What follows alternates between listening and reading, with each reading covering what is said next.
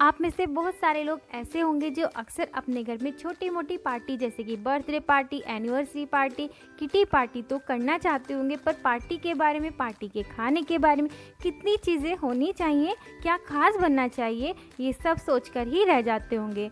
Party का menu normal days के according थोड़ा सा अलग होता है, तो चलिए देखते हैं आज मैं आपके लिए क्या क्या लेकर आई हूँ। आज मैं आपके लिए छोटी मोटी पार्टी का अरेंजमेंट लेकर आई हूँ जो आप अपने घर में आसानी से बना सकते हैं और जिससे आपकी फैमिली और आने वाले मेहमान भी खुश हो जाएंगे। तो चलिए शुरू करते हैं हम।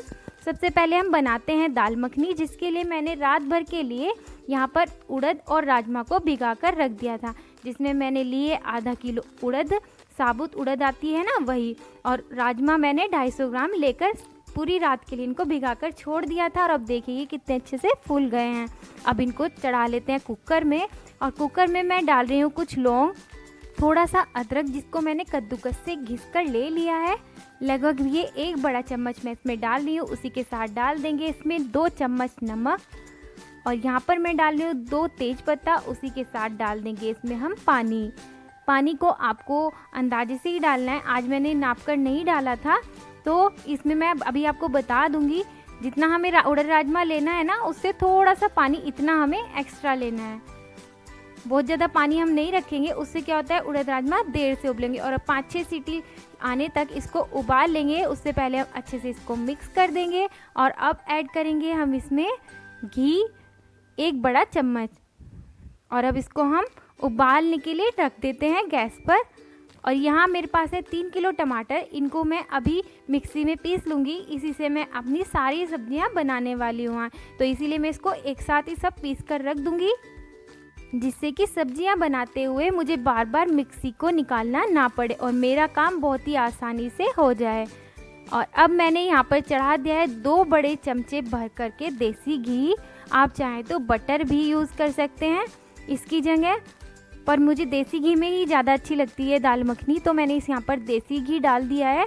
उसमें मैंने डाल दिया है टमाटर की प्यूरी, ये लगभग मैंने 750-800 ग्राम टमाटर की प्यूरी इसमें डाल दी है, और इसको अच्छे से मिक्स कर लेंगे।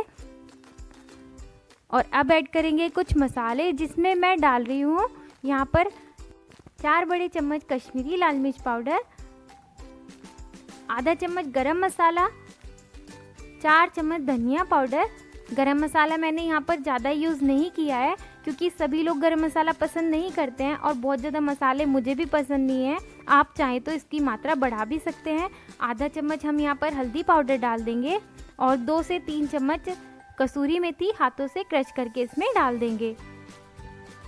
थोड़ा सा हींग हम इसमें डाल देंगे, लगभग 1/4 चम्मच, और सभी चीज़ों को अच्छे से मिक्स कर लेंगे। और अब हमें मसालों को तब तक पकाना है जब तक कि हमारे मसाले बहुत ही अच्छे से भुन नहीं जाते और ऑयल इनसे सेपरेट नहीं हो जाता है।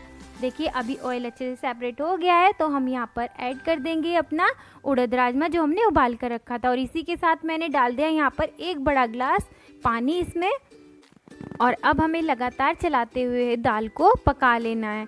आप इसको लगातार चलाते रहना, मतलब रख करके मत भूल जाना, नहीं तो क्या होता है उड़द राजमा थिक होने लगता है और वो तली में चिपकने लगता है। और यहाँ पर हम ऐड कर देंगे 2 चम्मच नमक।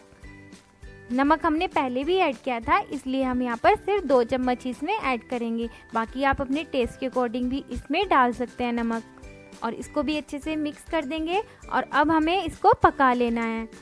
फ्रेंड्स, दाल मखनी का टेस्ट ना पकने के बाद ही आता है, तो आप जितना इसको पकाएंगे उतनी अच्छी टेस्टी हमारी दाल मखनी बनकर तैयार होगी। आज मैंने इसमें लहसुन ऐड नहीं की है, आप चाहें तो इसमें 2 चम्मच लहसुन का पेस्ट बनाकर डाल सकते हो। और यहाँ पर मैंने डाल दिया है 1 कप फ्रेश क्रीम, और अब मैंने इसको ट्रांसफ़र करना है बड़े भगोने में, क्योंकि मुझे इसको बहुत देर तक पकाना है, जिसके लिए मैंने यहाँ पर डाल दिया है इसमें आधा किलो दूध, और उतना ही मैंने इसमें पानी भी ऐड कर दिया था। और अब वो अच्छे से पक चुका है, तो मैंने यहाँ पर डाल दी है अपनी दाल मखनी, और इसको हमें अब खूब अच्छे से कढ़ाना है, क्योंकि कढ़ने के बाद ही दाल मखनी का ओरिजिनल टेस्ट आता है। और अब हम इसे पका लेंगे लगातार चलाते हुए। देखिए कितने अच्छे से हमारी जो दाल मखनी है वो पक रही है। और अब ऐड कर देंगे इसमें खूब सारा हरा धनिया, और इसको भी अच्छे से मिक्स कर देंगे। और अब हमारी दाल मखनी बनकर बिल्कुल तैयार है। इस स्टेज पर इसको बंद कर देंगे। क्या होता है कि जब ये ठंडी होती ना थोड़ी, तो ये थोड़ी सी थिक होने लगती है, इसलिए इस स्टेज पर इसको बंद कर देंगे। और अब दाल मखनी को सर्व करेंगे हम मक्खन और क्रीम के साथ। अब बना लेते हैं मटर पनीर की सब्ज़ी। ये एक ऐसी इंडियन डिश है जो ज़्यादातर सभी को पसंद आती है और इसे बनाना बहुत ही ज़्यादा आसान भी होता है। आप झटपट से इसको बना सकते हैं। तो चलिए शुरू करते हैं। उसके लिए मैंने भगोने में चढ़ा दिया है सरसों का तेल। तेल को अच्छे से गर्म होने देंगे और अब हम इसमें ऐड कर देंगे जीरा। जीरे को अच्छे से चटकने देंगे और इसमें ही ऐड कर देंगे हम 8 लौंग और 4 तेज पत्ते। जब हमारे जीरा अच्छे से चटक जाएगा तो हम इसमें डाल देंगे टमाटर की प्यूरी। टमाटर की प्यूरी मैंने वही लगभग 700 से 800 ग्राम टमाटर की प्यूरी इसमें डाल दी है। और इसी के साथ ऐड कर देंगे कुछ मसाले, जिसमें मैंने 4 बड़े चम्मच कश्मीरी लाल मिर्च पाउडर डाल दिया है। इसी के साथ डाल देंगे 2 चम्मच हल्दी पाउडर, 4 चम्मच धनिया पाउडर,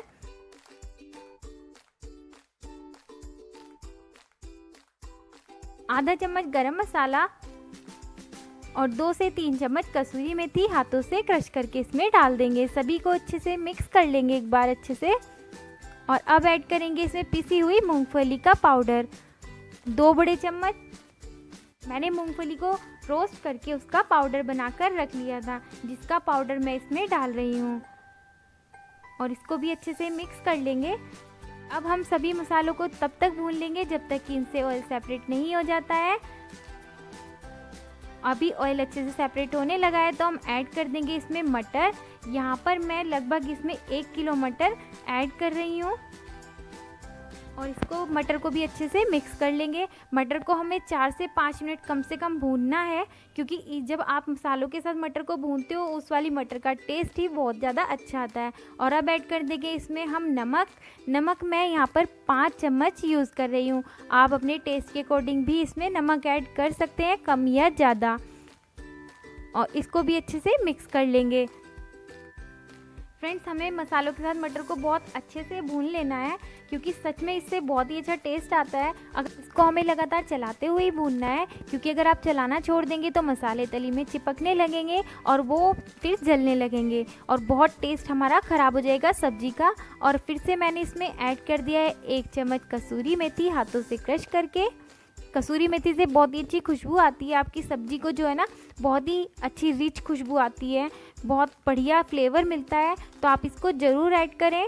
और अब इन सभी मसालों के साथ मटर को अच्छे से पका लेंगे। और अब ऐड कर देंगे इसमें मैंने ऐड किया है काजू वाला पेस्ट। मैंने 20 से 25 काजू को भिगा कर रख दिया था, जिसका पेस्ट मैंने बनाकर तैयार कर लिया था, वो मैंने इसमें ऐड कर दिया है। और अब अच्छे से इन सभी को हम पका लेंगे, चलाते हुए ही पकाना है हमें। और अब ऐड कर देंगे इसमें हम पानी। यहाँ मैं लगभग 2.5 से 3 गिलास पानी इसमें ऐड कर रही हूँ। पानी को भी आपको ध्यान रखना है, पानी को आपको पकाकर ही इसमें ऐड करना है, कच्चा पानी आप इसमें ऐड नहीं करेंगे। कच्चे पानी से हमारी सब्ज़ी का टेस्ट ख़राब हो जाता है और अगर आप पका हुआ पानी डालेंगे उससे टेस्ट तो अच्छा आएगा ही, प्लस जो आपका कुकिंग प्रोसेस है सब्ज़ी का वो भी फास्ट हो जाएगा। और अब हम इसको अच्छे से पका लेंगे। सभी मसालों के साथ पकने में थोड़ा टाइम लगेगा, क्योंकि सब्ज़ी की क्वांटिटी थोड़ी सी ज़्यादा है। जब हमारी ग्रेवी अच्छे से पक जाएगी तो हम इसमें ऐड कर देंगे पनीर कटा हुआ। कटिंग आप अपने अकॉर्डिंग कर सकते हैं, छोटे पीसेस या बड़े पीसेस में। और मैंने यहाँ पर 1.25 किलो पनीर के पीसेस कट करके इसमें डाल दिया है। और पनीर के साथ हम पूरी सब्ज़ी को अच्छे से पका लेंगे। और वही फ्रेंड्स, इसको भी आपको लगातार चलाते ही रहना है। आज की किसी भी सब्जी में मैंने लहसुन प्याज ऐड नहीं किया है, आप चाहे तो ऐड कर सकते हैं। टमाटर की प्यूरी डालने से पहले आप प्याज लहसुन का पेस्ट बनाकर ऐड कर लेना। जब वो अच्छे से पक जाए तो उसमें टमाटर की प्यूरी ऐड कर देना। और अब ऐड कर देंगे हम इसमें खूब सारा हरा धनिया और धनिया को अच्छे से एक बार मिक्स कर लेंगे। और अब ऐड करेंगे इसमें मैश किया हुआ पनीर। मैंने हाथों से रफली ऐसे ही पनीर को मैश कर लिया था, वो मैंने इसमें ऐड कर दिया है। और अब हल्के हाथों से ही हमें पनीर को चलाकर मिक्स करते रहना है और 3 से 4 मिनट अब हम इसको पका लेंगे। इसको बहुत ज़्यादा थिक नहीं करेंगे, क्योंकि इसमें हमने काजू का पेस्ट और मूंगफली का पाउडर जो ऐड किया था उससे ये अपने आप ही थिक हो जाएगी थोड़ी सी ठंडी होने के बाद।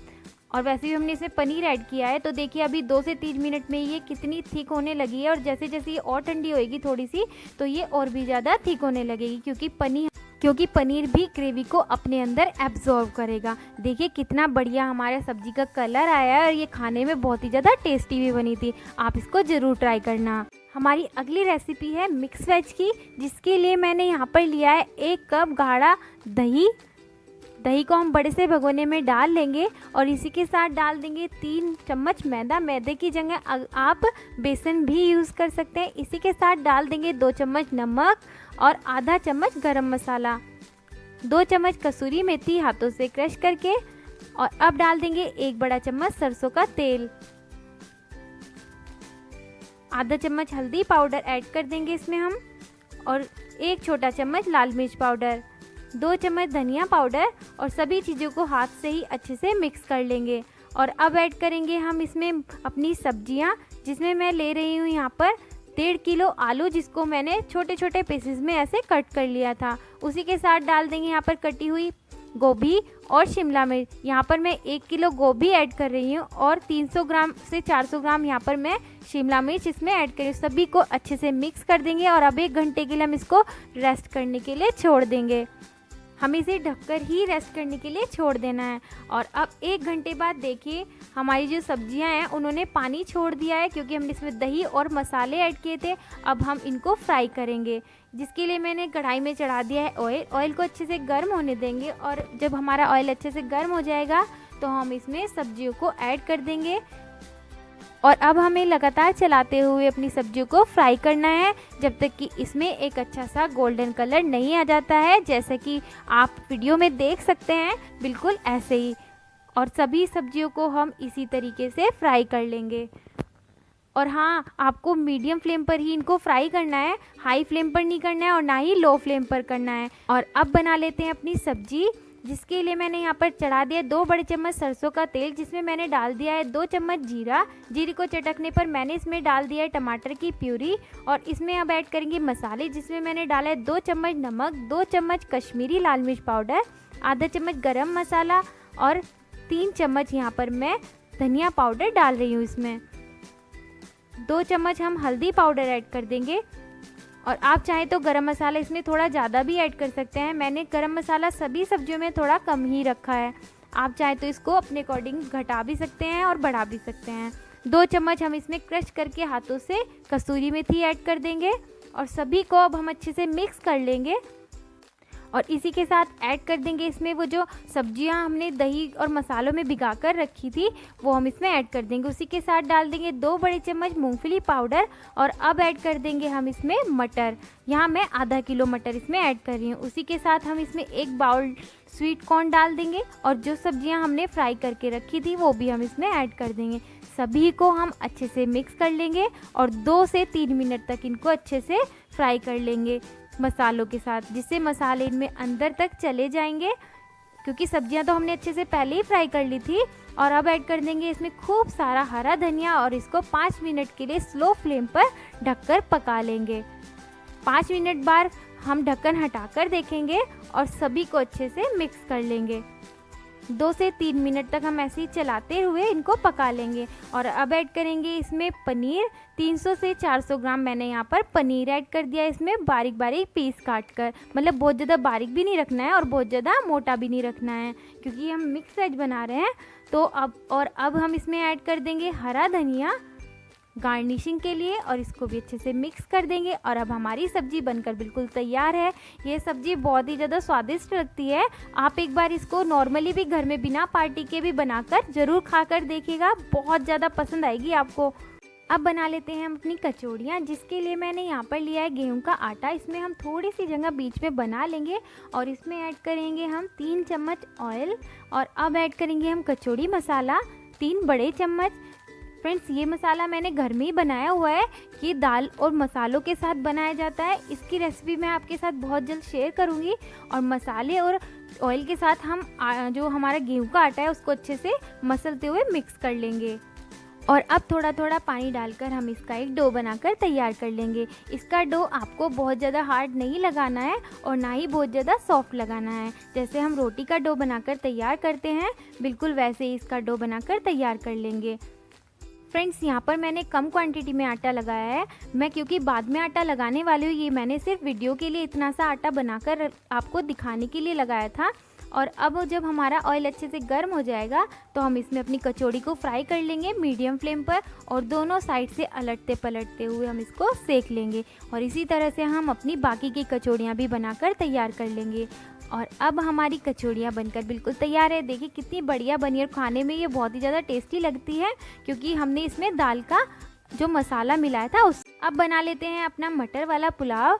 मटर वाला पुलाव मैंने सबसे बाद में बनाया था क्योंकि ये बहुत जल्दी बन जाता है और गरम गरम ही अच्छा लगता है, जिसके लिए मैंने यहाँ पर चढ़ा दिया कुकर में चढ़ा दिया था मैंने 2 चम्मच ऑयल की जगह आप घी भी ले सकते हैं। जब वो अच्छे से गर्म हो जाएगा तो उसमें हम जीरा डाल देंगे, जीरे को अच्छे से चटकने देंगे और उसके बाद हम इसमें ऐड कर देंगे मटर मैं यहाँ पर फ्रोज़न मटर यूज़ कर रही हूँ। मटर को 2 से 3 मिनट के लिए अच्छे से फ्राई कर लेंगे, और जब हमारी मटर अच्छे से फ्राई हो जाएंगी तो हम इसमें ऐड कर देंगे चावल को मैंने 15 से 20 मिनट के लिए भिगाकर छोड़ दिया था। और अब हम इसमें ऐड कर देंगे पानी। मैंने 3.5 गिलास चावल लिए थे तो मैं यहाँ पर 4 गिलास इसमें पानी ऐड कर रही हूँ। फ्रेंड्स ये वाला पुलाव बहुत जल्दी बन जाता है और खिला खिला बनता है। आप कुकर में इस तरह से आराम से पुलाव बना सकते हैं। और इसमें ऐड कर दिए हम थोड़ा सा नमक, सॉरी वो वीडियो स्किप हो गया नमक वाला। आप इसमें 1 चम्मच के करीब नमक ऐड कर देना।